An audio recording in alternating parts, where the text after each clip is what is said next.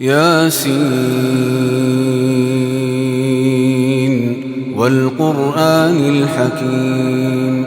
إنك لمن المرسلين على صراط مستقيم تنزيل العزيز الرحيم لتنذر قوما ما أنذر آباؤهم فهم غافلون لقد حق القول على أكثرهم فهم لا يؤمنون إنا جعلنا في أعناقهم أغلالا فهي إلى الأذقان فهم مقمحون وجعلنا من بين أيديهم سدا ومن خلفهم سدا